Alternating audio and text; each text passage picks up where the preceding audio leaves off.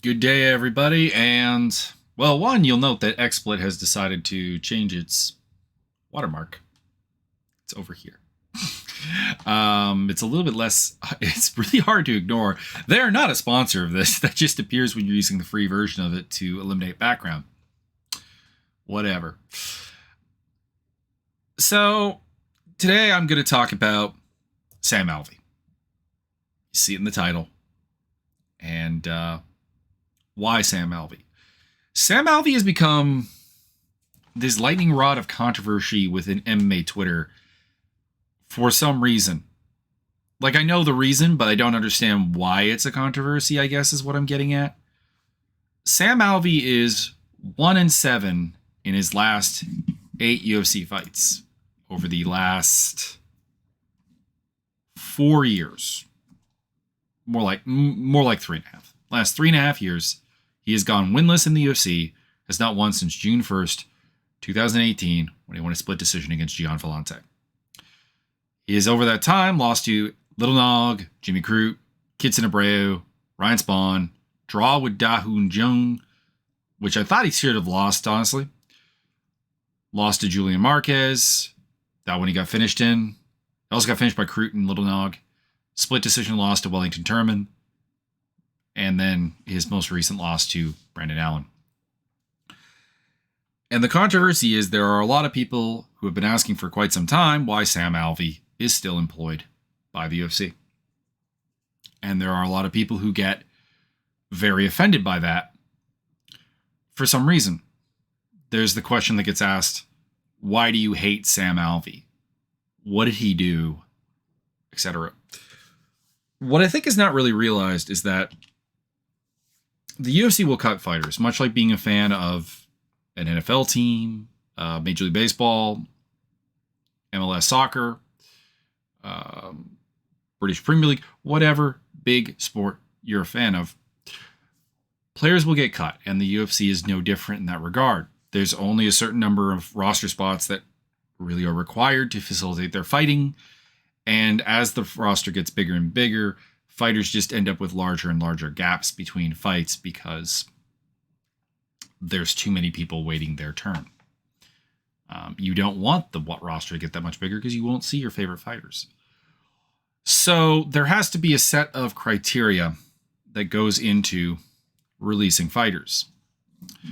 Now, the UFC has released a number of fighters in recent times. I have the list here.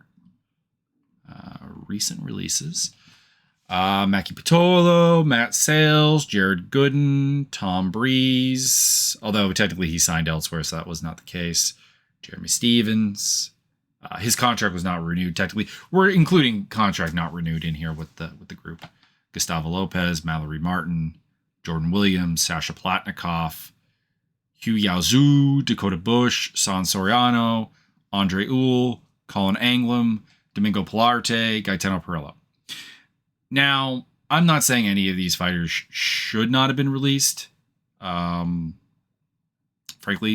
they all have left reason to. They all, with the exception of Breeze, who went to another promotion, they all have losing records in the UFC. They have no particularly great wins. I think Andre Uhl is a bit of a weird one. He's 4-5 in the UFC, so...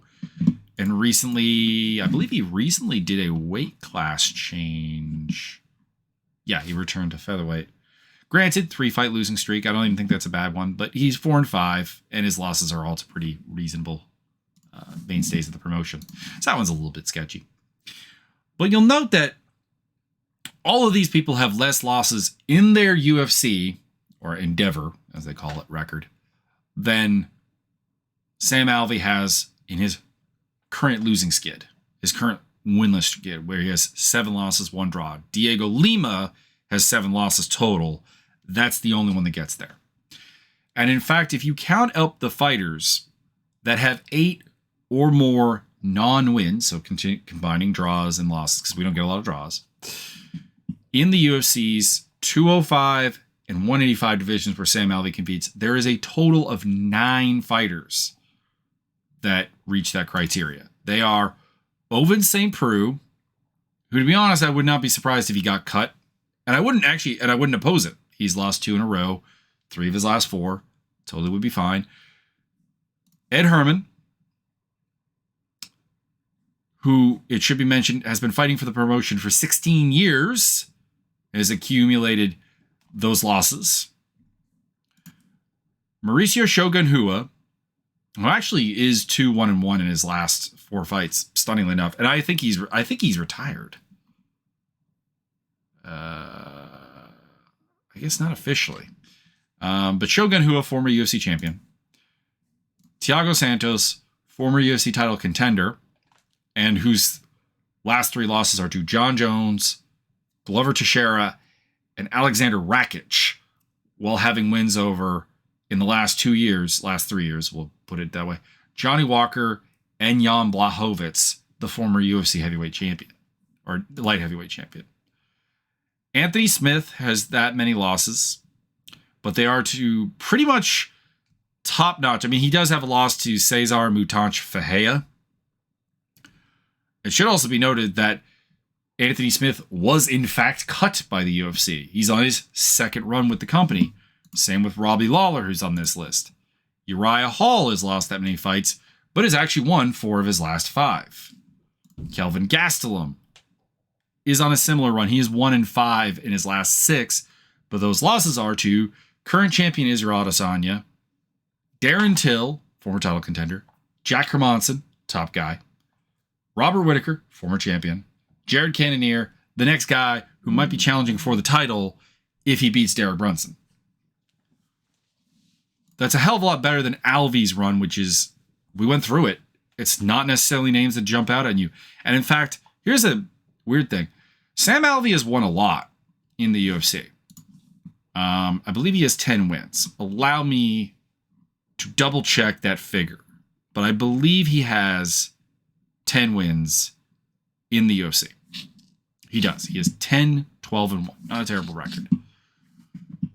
Of those 10 wins, 9 fighters are not in the UFC. The only win that he has that is still active in the UFC is Marcin Prachnio.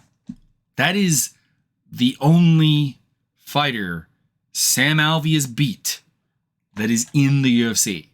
The other 9 have either retired, been cut, whatever. But people want to know why anyone's asking that Sam Alvey be cut. It's because he meets every criteria. He's getting old. He's not getting any better. Something that everyone keeps saying is like, Sam Alvey's an exciting fighter. I beg to differ. I'm not saying Sam Alvey doesn't have exciting fights.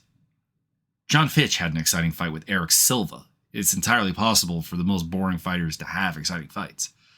But Sam Alvey has exciting fights because of what the other guy is doing. He has a counter style. It's not very proactive.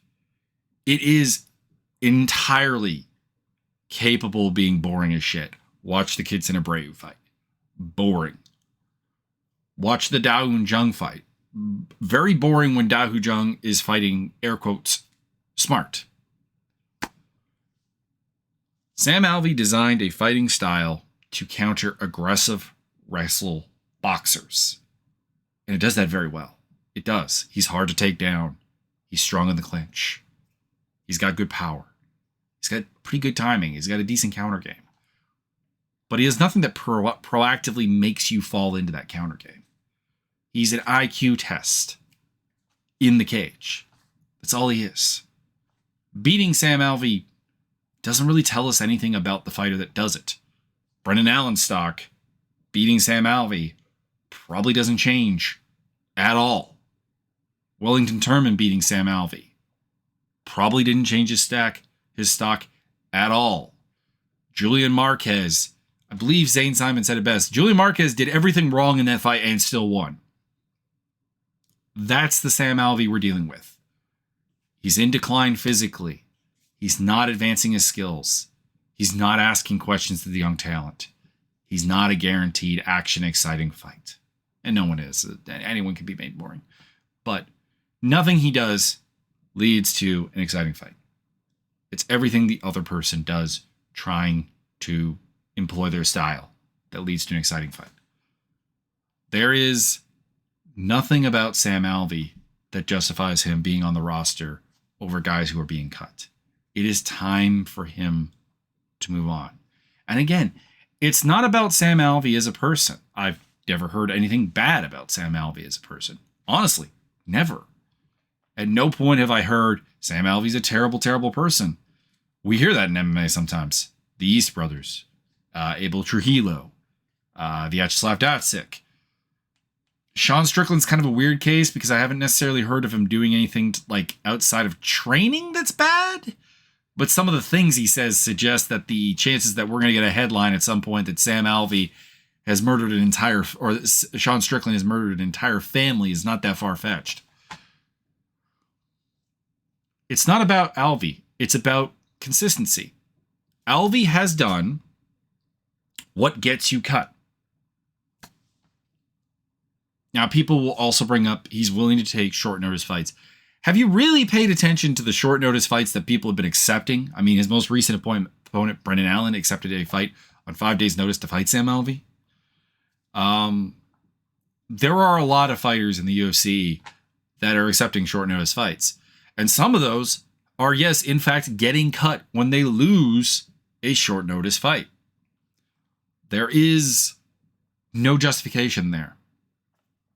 The only justification I've ever really seen is that Sam Alvey is one of those fighters who speaks out in defense of the UFC on fighter pay. He defends the fighter pay. He belittles attempts at unionizing, which I don't think will happen, but still, he is outwardly anti-fighter rights, whether he, not necessarily the concept of it, but he's a company man. He's towing the line. He's there to back Dana White's claims every time. And that, to me, feels like the only reason he has a job. He's actually paid a fair bit by UFC standards. If they wanted to save money, his contract would do that.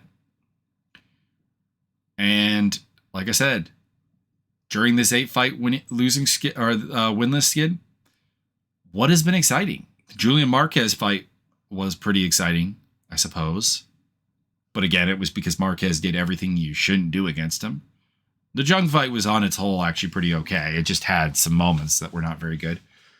Watching Little Nog knock someone out is never going to be necessarily old. And Jimmy Crute is fairly exciting. But the Abreu fight, the Spawn fight, the Turman fight, all pretty snoozy. The Brendan Allen fight was another example of someone doing everything wrong to beat him necessarily, being aggressive. Said that in my predictions, that I actually thought that Allen was the type of fighter that Alvey would probably have a reasonable fight with, and a reasonably exciting one because of his aggression, and that he would still lose. Someone either like a Chris Curtis, who's an action fighter who was waiting for a long time for a UFC contract, or a young prospect should have that roster spot. That's all there is.